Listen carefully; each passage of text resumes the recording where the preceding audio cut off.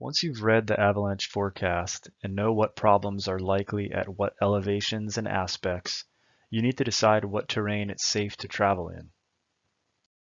Mountains can provide a complex terrain to navigate. Fortunately, avalanches only occur on a very specific type of slopes. Avalanches almost always start in terrain between 30 and 45 degrees of steepness.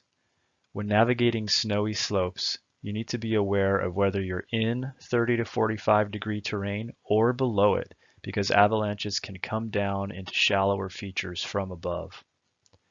There are two great tools to help you determine what is and what is not avalanche terrain. The first tool is slope angle shading, which is a map overlay that most of the common mapping apps have available. In the snip above, from caltopo.com, we can see that white and yellow areas on Mount Hood are not steep enough to generate an avalanche. Light orange, dark orange, and red areas can produce a slide, and purple and black areas are too steep to produce a slide. This overlay can help you pick acceptable terrain before a trip and can be used to find safe terrain in the field if your route needs to change. The second tool is a clinometer or inclinometer. Some compasses have a clinometer built into them, and a clinometer app is available for any smartphone. Used properly, which does take some practice, this tool allows you to confirm slope angles in the field. Other than slope angle, the thing you need to be aware of when navigating avalanche terrain is terrain traps.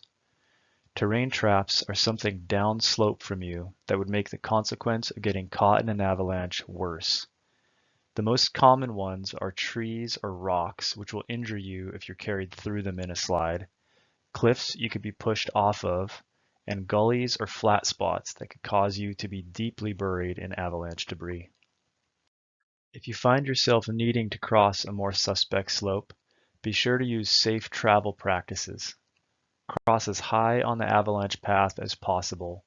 Cross one at a time from safety to safety, and make sure everyone else is watching the one person who's crossing.